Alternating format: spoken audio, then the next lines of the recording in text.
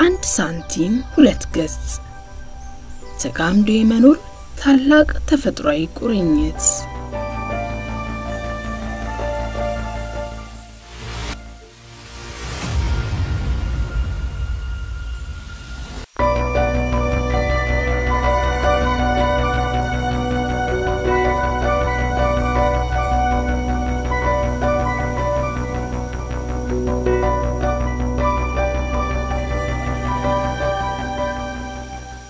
የአንድ ሳንቲም ሁለት ገጽ ተጋምዶ የመኖር ታላቅ ተፈጥሯዊ ቁርኝት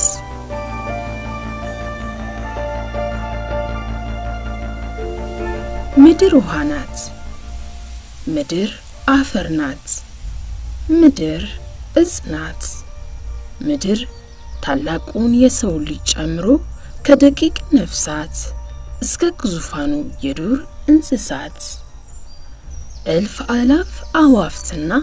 በላይዋ እንዲኖሩ የተፈቀደላቸው ግዑዝ ፍጥሯን ሁሉ በተፈጥሮ ዑደት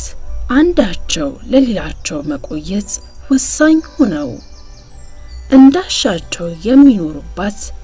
የነዚህ ሁሉ ድምር ውጤት ናት የፍትህ አዳራሹ የፍርድ አደባባዩ ከሐሩር መሸሻ ሸንጎ መቀመጫ ህመም ማስታገሻ የማምሻ ጊዜ መተከዣ ነው ዛፍ ለኢትዮጵያውያን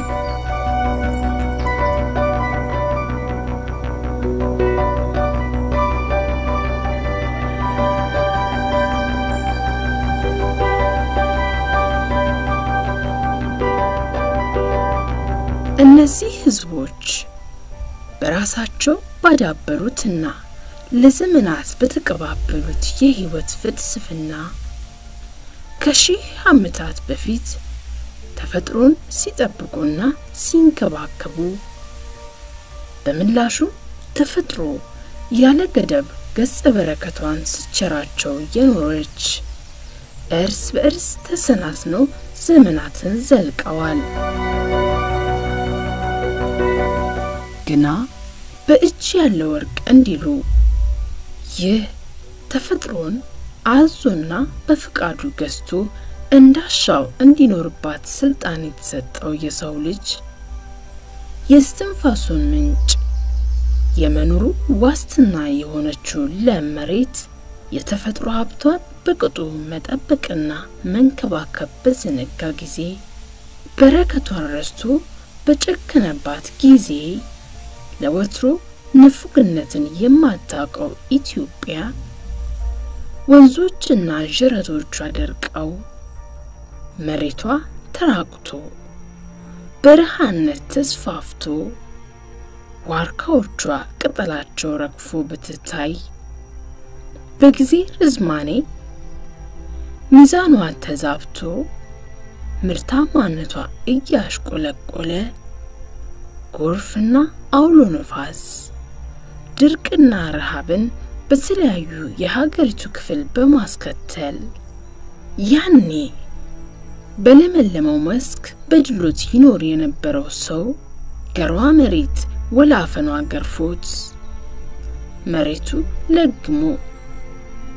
ጊዜ የማይሰጠው ረሃብ ደጋግሞ እየጎበኘው ቀጠሮ የማያውቀው ጎርፍ ሀብቱን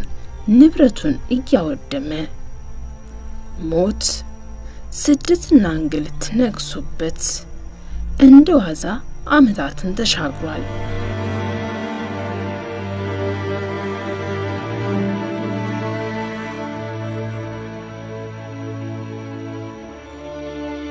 ይህ ሊቆጣጠሩት የማይችሉት የሰው ልጅ በፍቃዱና በቸልታው ያመጣው የተፈጥሮ ቁጣ ታዲያ ሊበርድና ሊታገስ የሚችለው በእውነተኛው የተፈጥሮና የሰው ልጅ እርቅ ነውና የምድርን ይቅርቷን የሻተ በረከቷን የናፈቀ ሁሉ ዳግም ከማዕዷ ለመቋደስ አንዴ በተናጠል ሌላ ጊዜ ደግሞ በደቦ ተፈጥሮን ወደ ቀደመ ወዟ የመመለስ ስራ ሲከውን ቆይቷል። እዚያም የተበተነ አቅም ታዲያ በጊዜ ሂደት ተመናምኖ የጠፋውን የተፈጥሮ ሀብት በታሰበውና በሚፈለገው ልክ በቶሎ እንዲያገግም ለማድረግ አዋጭ አልነበረምና አቅምና ጉልበትን አሰባስቦ በተባበረ ክንድ ዘላቂ መፍትሄ ለማምጣት መትጋት ምርጫ የሌለው በመሆኑ ካለፉት ዘመናት ሁሉ በተሻለና ባደገ መልኩ የተፈጥሮ ሀብት ጥበቃን አብይ ጉዳይ በማድረግ ለጋራ ጥቅም በጋራ ለመስራት የአረንጓዴ አሻራ መርሃ ግብር እነሆ ከዛሬ 4 ዓመት በፊት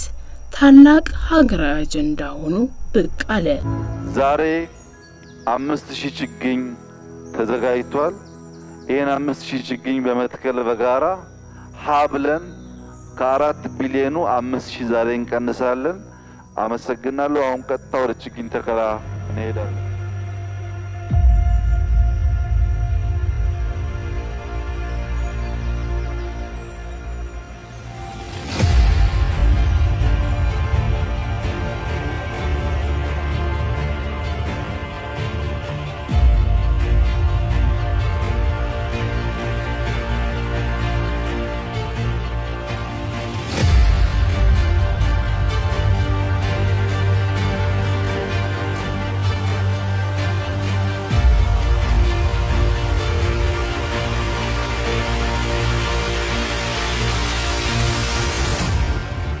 የአረንጓዴ አሻራው መርሃ ግብር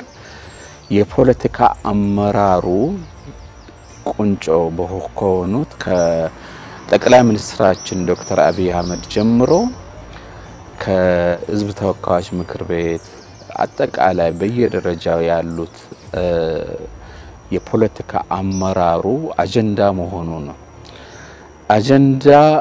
ማረግ ብቻ በራሱ በቂ አይደለም። በዚህ በአረንጓዴ አሻራ መርሃ ግብር ክቡር ጠቅላይ ሚኒስትራችን ራሳቸው ፕሮግራሙን በማስጀመር ራሳቸው ወርዶ ችግኞችን በመትከል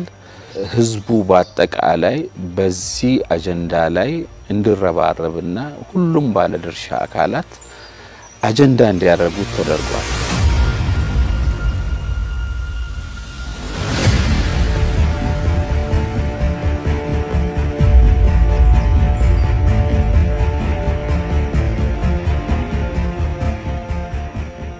በፈረንጆች አቆጣጠር ነው በ1972 ስቶክሆልም ላይ የተካሄደው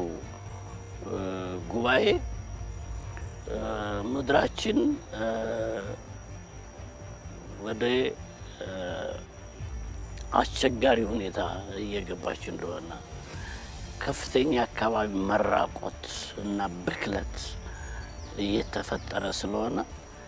የሀገር መሪዎች በዚህ ላይ ትኩረት መስጠት እንዳለባቸው እና ተጨባጭ ሆነ እርምጃ መውሰድ እንዳለባቸው የተደረገ የመጀመሪያ ጉባኤ ነው። ከዚያ ቀጥሎ ትልቁ ዓለም አቀፍ ጉባኤ የሚባለው ከ20 ዓመት በኋላ ሪዮ ዲ ጄኔሮ ብራዚል ላይ የተካሄደው ነው። ሀገራት፣ መንግስት፣ ባለድርሻ አካላት